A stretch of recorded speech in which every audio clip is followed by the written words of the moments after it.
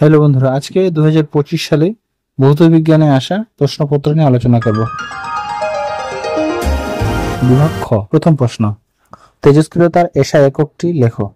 উত্তর হবে বেকারেল, অর্থাৎ তেজস্ক্রিয়তার এসআই একক হলো বেকারেল।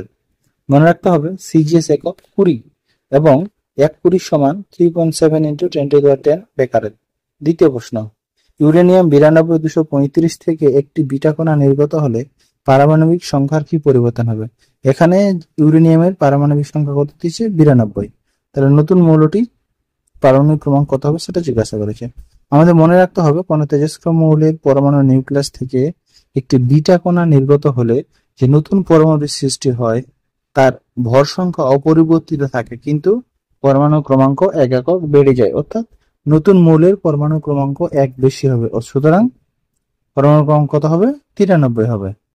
2.2, বাম স্তম্ভের সঙ্গে ডান স্তম্ভের সামঞ্জস্য বিধান করতে হবে। স্তম্ভ এর প্রথম প্রশ্ন, জার্মান সিলভারে উপস্থিত ধাতু। এটি খুব গুরুত্বপূর্ণ প্রশ্ন, মাথায় রাখতে হবে জার্মান সিলভার, কিন্তু এখানে সিলভার উপস্থিত থাকে না, কি থাকে? নিকেল থাকে। তাহলে 1 এর সঙ্গে ডি। 2 নম্বর কি আছে? ইউরেনিয়াম এত্তর মৌল, এর সঙ্গে মিল কি হবে? C, PU. 3 নম্বর কি আছে? ক্যালামাইন থেকে নিষ্কাশিত ধাতু। ক্যালামাইন থেকে নিষ্কাশিত ধাতুটি হলো জিঙ্ক, অর্থাৎ 3 এর সঙ্গে বি। 4 নম্বর আছে পর্যায় সারণীর দ্বিতীয় পর্যায়ে অবস্থিত ক্ষারীয় মৌল, কি আছে? 4 নম্বরের সঙ্গে মিল হবে এ নম্বর, অর্থাৎ লিথিয়াম। মাথায় রাখতে হবে দ্বিতীয় পর্যায়ে ক্ষারীয় মৌলের প্রথম নাম কি? লিথিয়াম। 2.3, প্রদত্ত বিবৃতিটি সত্য না মিথ্যা? কি বলেছে? তড়িৎ বিশ্লেষণে সর্বদা জারণ বিজারণের মাধ্যমে ঘটে। এটি একদম সত্য কথা, কারণ যে কোনো জায়গায় তড়িৎ বিশ্লেষণ ঘটলে সেখানে জারণ বিজারণ উভয় ঘটবে। নেক্সট প্রশ্ন 2.4, অ্যাসিড মিশ্রিত জলের তড়িৎ বিশ্লেষণের ফলে ক্যাথোডে কোন গ্যাস উৎপন্ন হয়? মাথায় রাখতে হবে জলে তড়িৎ বিশ্লেষণ করলে ক্যাথোডে উৎপন্ন হয় হাইড্রোজেন এবং অ্যানোডে উৎপন্ন হয় অক্সিজেন। 2.4 এর অথবা কি আছে? প্রদত্ত কোনটি তড়িৎ বিশ্লেষ্য মৌল? এখানে 3টি মৌল দেওয়া হয়েছে, চিনির জলীয় দ্রবণ, ইথানল এবং অ্যাসিটিক অ্যাসিড। এদের মধ্যে কোনটি তড়িৎ বিশ্লেষ্য? সঠিক উত্তর হবে অ্যাসিটিক অ্যাসিড, এটি একটি তড়িৎ বিশ্লেষ্য। কি ঘটবে যদি লোহার চামচকে অ্যাসিড মিশ্রিত কপার সালফেটের দ্রবণে ডোবানো হয়? উত্তর হবে লোহার চামচকে অ্যাসিড মিশ্রিত কপার সালফেটের দ্রবণে ডোবালে কপার সালফেটের জলীয় দ্রবণ বিয়োজিত হয়ে কিউপ্রিক আয়ন এবং সালফেট আয়ন উৎপন্ন করবে। ধনাত্মক তড়িৎগ্রস্ত কপার আয়নগুলি লোহার চামচের প্রতি আকৃষ্ট হবে এবং চামচের গায়ে এসে ইলেকট্রন গ্রহণ করে নিস্তড়িত কপার উৎপন্ন করবে এবং চামচের গায়ে জমা হবে। তাহলে এখানে কি পাবো? ফেরাস সালফেট এবং বিশুদ্ধ কপার পাবো। পরবর্তী প্রশ্ন 2.6, এবার পদ্ধতিতে অ্যামোনিয়া প্রস্তুতির জন্য কোন ধাতুটি অনুঘটক হিসাবে ব্যবহার করা হয়? সঠিক উত্তর হবে লৌহ চূর্ণ, অর্থাৎ সূক্ষ্ম সূক্ষ্ম লৌহ চূর্ণ আমরা ব্যবহার করব। এবার পদ্ধতিটি হলো নাইট্রোজেন এবং হাইড্রোজেন থেকে অ্যামোনিয়ার প্রস্তুতিকরণ। 2.6, অথবা শূন্যস্থান পূরণ করো। এখানে একটা রাসায়নিক বিক্রিয়া দিয়ে দিয়েছে, CaC2 প্লাস নাইট্রোজেন কি উৎপন্ন করবে? CaNCN plus carbon. 2.7, থার্মিট পদ্ধতিতে কোন ধাতু নিষ্কাশিত হয়?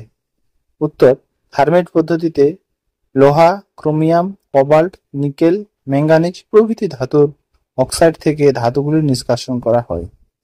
নিচে প্রদত্ত জৈব যৌগটির IUPAC নাম লেখো। এখানে দেখতে পাচ্ছি আমরা 3টি কার্বন এবং সেকেন্ড কার্বনে রয়েছে ব্রোমিন, তাহলে কি হবে? 2-ব্রোমো-প্রোপেন।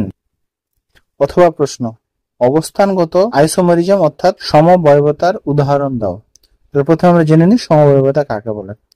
একই আণবিক গঠন বিশিষ্ট জৈব যৌগ সমূহে একই কার্যকরী গ্রুপের বা প্রতিস্থাপক গ্রুপের কার্বন শৃঙ্খলে অবস্থানের বিভিন্নতার জন্য যে সমবায়বতার সৃষ্টি হয় তাকে অবস্থান গঠিত সমবায়বতা বলা হয়। অর্থাৎ একই ধরনের গ্রুপ বিভিন্ন অবস্থানে অবস্থান করবে। আমরা দুটো উদাহরণ লিখেছি, একটা হচ্ছে এন প্রোপাইল অ্যালকোহল আর একটা হচ্ছে আইসোপ্রোপাইল অ্যালকোহল। নেক্সট প্রশ্ন, রান্নার পাত্রে আঠাবিহীন প্রলেপ বা নন স্টিক প্রলেপ দেওয়ার জন্য ব্যবহৃত পলিমারের মনোমারটির নাম কি? সঠিক উত্তর হবে টেট্রাফ্লুরোইথিলিন। বায়ুমণ্ডলের কোন স্তরে ঝড় বৃষ্টি ঘটা সম্ভব? এটি খুবই গুরুত্বপূর্ণ প্রশ্ন। সঠিক উত্তর হবে ট্রোপোস্ফিয়ার। এই ট্রোপোস্ফিয়ারের আরেকটি নাম রয়েছে, কি নাম? সেটা হচ্ছে ক্ষুদ্রমণ্ডলও বলা হয়ে থাকে। অথবা প্রশ্ন, ওজোন স্তরের গাঢ়ত্ব কোন এককে মাপা হয়? ওজোন স্তরের গাঢ়ত্ব মাপার একক হচ্ছে ডাবসন। রেফ্রিজারেটর থেকে নির্গত গ্রিনহাউস গ্যাসটির নাম কি? সঠিক উত্তর সিএফসি অর্থাৎ ক্লোরোফ্লুরোকার্বন। 2.12 প্রদত্ত বিবৃতিটি সত্য না মিথ্যা লেখো। চার্লসের সূত্র অনুসারে -273 ডিগ্রি সেন্টিগ্রেড তাপমাত্রায় যে কোনো গ্যাসের আয়তন অসীম হবে। এটি মিথ্যা বক্তব্য, কারণ সঠিক উত্তর হবে -273 ডিগ্রি সেন্টিগ্রেড তাপমাত্রায় যে কোনো গ্যাসের আয়তন 0 হয় চার্লসের সূত্র অনুসারে। পরবর্তী প্রশ্ন 2.13 এসটিপিতে 16 গ্রাম অক্সিজেনের উপস্থিত অণুর সংখ্যা কত? এই অঙ্ক সমাধানের জন্য প্রথমে আমাদের যেটা করতে হবে, অক্সিজেনের আণবিক ওজন। আমরা জানি অক্সিজেনের আণবিক ওজন কত? 32। তাহলে আমরা অ্যাভোগাড্রোর সূত্র অনুসারে জানি এসটিপিতে 32 গ্রাম অক্সিজেনের অণুর সংখ্যা 6.023 × 10⁻23 টি।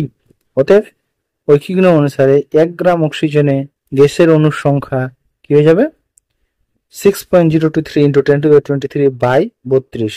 অতএব 16 গ্রাম অক্সিজেন অণুতে গ্যাসের অণুর সংখ্যা হয়ে যাবে 6.023/32 × 16। তাহলে কাটাকুটি করলে আমরা কত পেয়ে যাব? 3.011 × 10⁻23। 2.25 বিবর্ধক কাঁচ রূপে কোন ধরনের লেন্স ব্যবহার করা হয়? সঠিক উত্তর হবে উত্তল লেন্স। 16 নম্বর প্রশ্ন, আলোকরশ্মির প্রতিসরণের সময় আপাতন কোণের কোন মানের জন্য স্নেলের সূত্রটি প্রযোজ্য নয়? মনে রাখতে হবে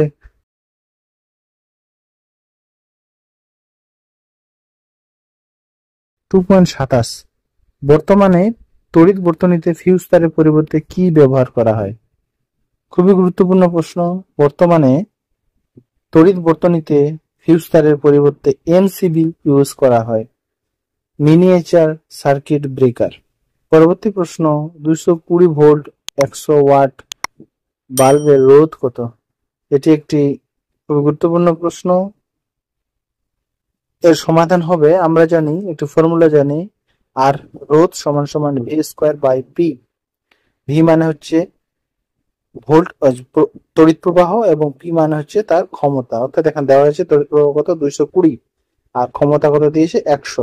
তাহলে অর্থাৎ 220² 100 আমরা ক্যালকুলেশন করলে কি পেয়ে যাব? 484 ওহম। সম্পূর্ণ ভিডিও দেখার জন্য ধন্যবাদ।